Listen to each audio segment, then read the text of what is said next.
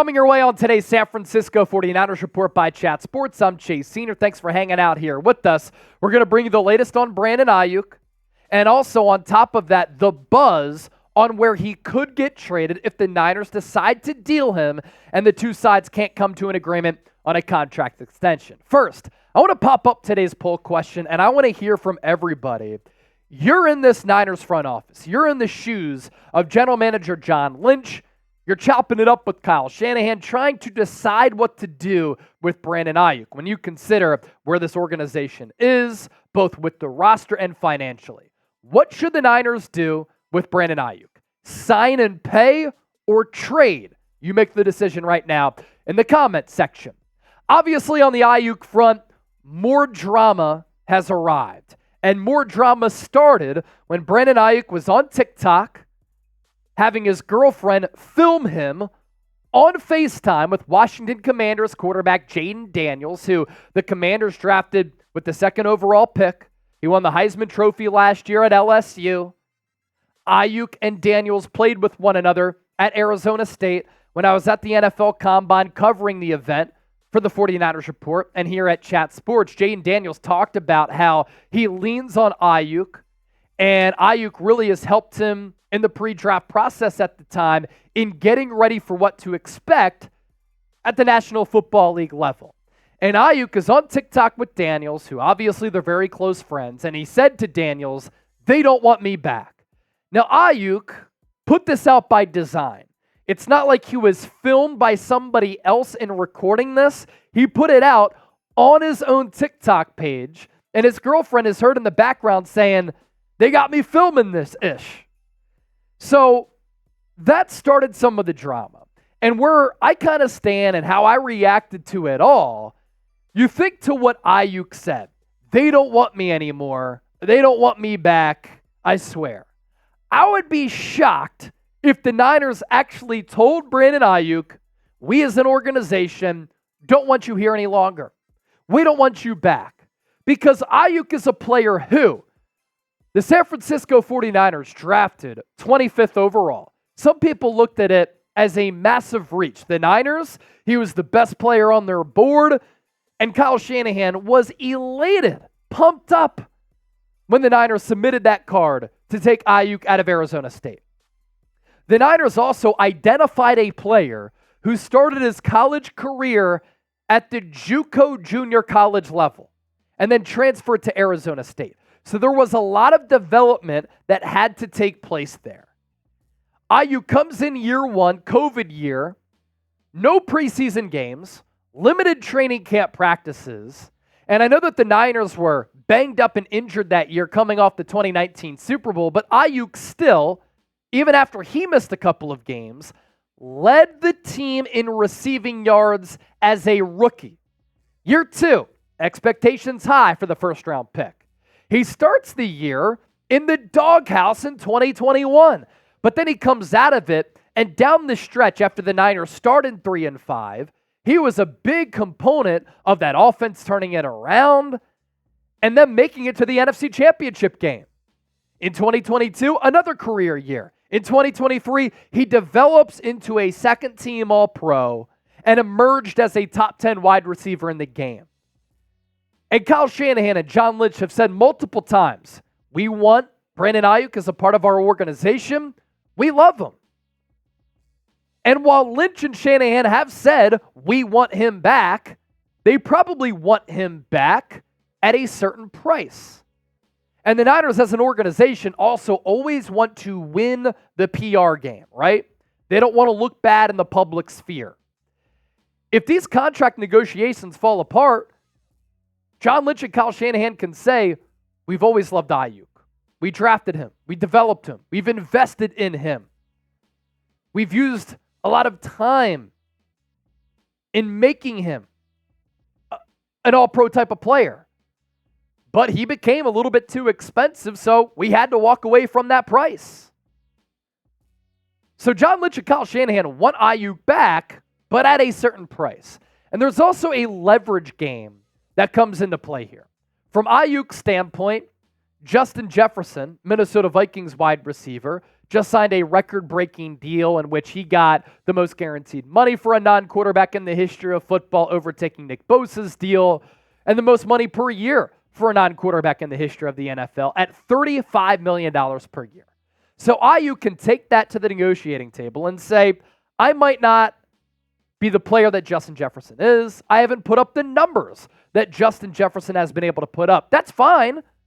You don't have to give me $35 million per year, but you can give me 30 because Jefferson is a number one. I'm your number one. What are you going to do without me?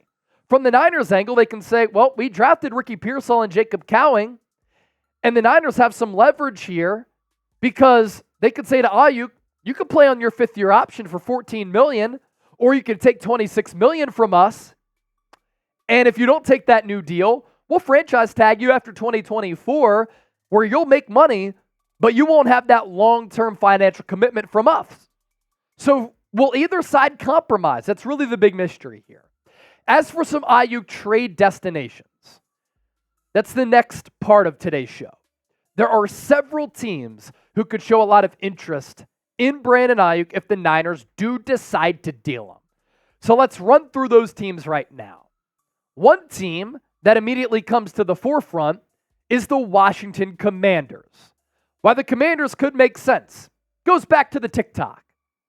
Brandon Aiyuk is venting to Jayden Daniels, telling him, they don't want me back. I swear. They played with one another at Arizona State. What would the Commanders like to do? Surround their young quarterback, who they took at number 2, with as many weapons as possible on his rookie contract. Kind of like what the Niners are doing right now with Brock Purdy. Like the Bengals did with Joe Burrow. Like the Eagles did with Jalen Hurts and Carson Wentz. Like the Rams did a few years ago with Jared Goff. Like the Seahawks did with the Legion of Boom defenses around Russell Wilson. The examples go on and on and on. There's also a connection between the two front offices here. Adam Peters was hired by John Lynch and Kyle Shanahan when they took over the Niners in 2017. He elevated up to assistant general manager. He was a huge part of their scouting department. Now, he's the Commanders' GM. The Commanders also have a lot of money in which they can pay Brandon Aiyuk the deal that he might be seeking. Currently, Washington is equipped with $37 million in cap space. What I also want to throw out there is a receiver-for-receiver swap.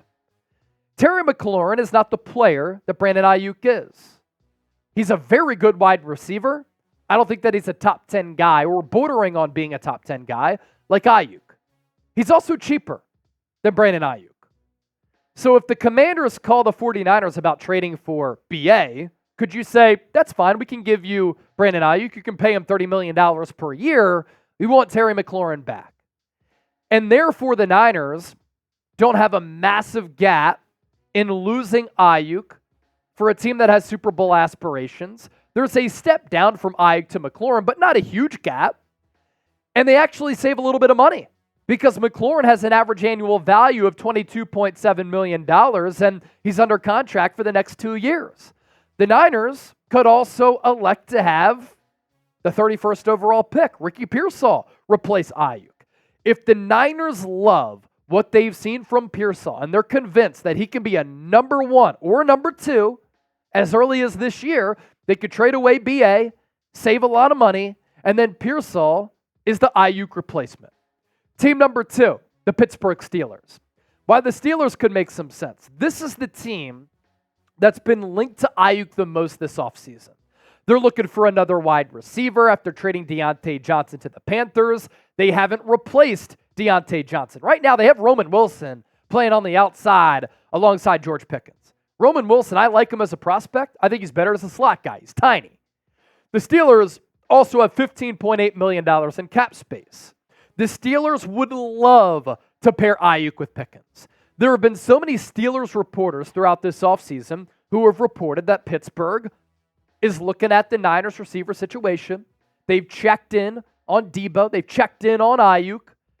Pittsburgh also has some future picks. Their own first, second, and third in 2025. So they could give up the draft capital that could appease the Niners into making a move. And what happened earlier this offseason? Another Debo Samuel-like move.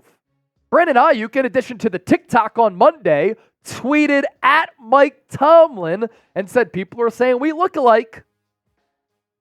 And you wonder why we talk about Aiyuk getting dealt. He's stirring up some of the drama, leading to me talking about it here on the show. Don't shoot the messenger. We are having an epic June sub-battle, by the way, between two rival teams in the NFC West and two rival teams inside the walls of Chat Sports. We are kicking the Seahawks' ass right now in this sub-battle here in June. I want to continue to add on to that number because I'm not content with just beating the Seahawks by a field goal. I want to win by 4 or 5 touchdowns. Since June 1, the Niners Report has picked up 304 new subscribers. Seahawks today, 148. Let's continue to celebrate that dub. This is also a dub. 2 shirts for the price of 1. 2 Niners shirts on sale right now for just $45, thanks to our friends at Fanatics. Get involved. Hop on that deal. Limited time only. Chatsports.com/49combo. We'll put that link down below in the comment section and in the description of this video. Team number 3 that can make a move for Aiyuk. New England Patriots. The Patriots are in a spot right now where they are rebuilding. It's the post-Bill Belichick era. Gerard Mayo takes over as head coach. But New England is desperate for a number 1. Their number 1 right now, Jacoby Myers, no longer there, right? They haven't replaced him. So Kendrick Bourne is kind of their top guy. And New England has the most cap space in the National Football League. $45.6 million. That's the most in the NFL. The Patriots are in a spot very similar to the Commanders.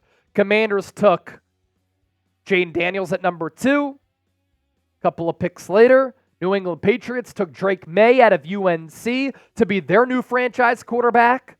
They signed Jacoby Brissett as a potential holdover plan, but you pair your young quarterback up with the number 1 weapon, and for the first time in a long time, because I don't really consider Jacoby Myers a number 1, the Patriots would have that number 1 wideout in Brandon Aiyuk. They have the money to pay him. They have the picks to give up. Maybe a player to give up. Next team, Los Angeles Chargers. Lost Keenan Allen and Mike Williams this offseason. Receiving room a little bit thin for their franchise quarterback in Justin Herbert. Aiyuk can be Herbert's number 1. Brandon Aiyuk is the perfect Jim Harbaugh player. An all-around football player who's developed into a star, is physical, has confidence, has swagger, loves to block. And you know that Jim Harbaugh's going to try to run the football. Aiyuk has no problem with that.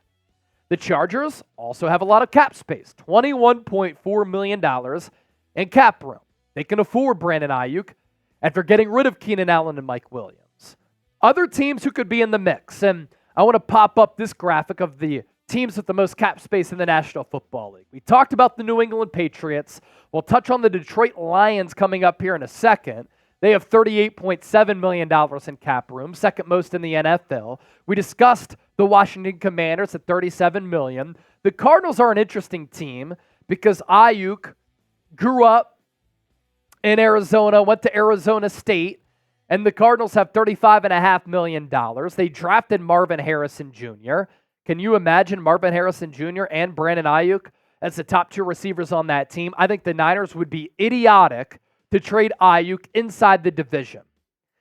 Aiyuk's girlfriend and baby mama said after the year, we're going to the Las Vegas Raiders. One of Aiyuk's best friends mentioned the Raiders as well, if I'm not mistaken.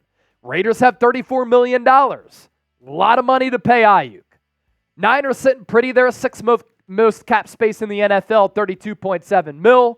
Jacksonville Jaguars, that was a team that earlier this offseason had some traction. They lost Calvin Ridley. They have the money if they want to add another weapon for Trevor Lawrence, who they just gave a bag to, $28.6 million at their disposal. Green Bay Packers, $28.4 million. Minnesota Vikings, $26.2 million. And then the Indianapolis Colts, another team that I think is pretty interesting, where you could pair Brandon Aiyuk up alongside Michael Pittman Jr. with Jonathan Taylor, and that's good offensive weaponry for the young quarterback with stupid potential and Anthony Richardson with an offensive-minded head coach in Shane Steichen. Furthermore, Daniel Jeremiah, NFL draft analyst and just a great NFL analyst in general for the NFL Network, did tweet this out on Monday. If Brandon Aiyuk is truly available via trade, I don't know. I can make a strong argument Pittsburgh would be the perfect match for the reasons that I talked about earlier. And could I interest you in this?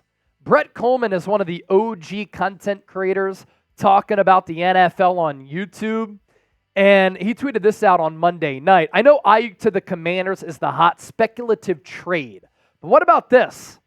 Aiyuk to Detroit for Jameson Williams and a pick.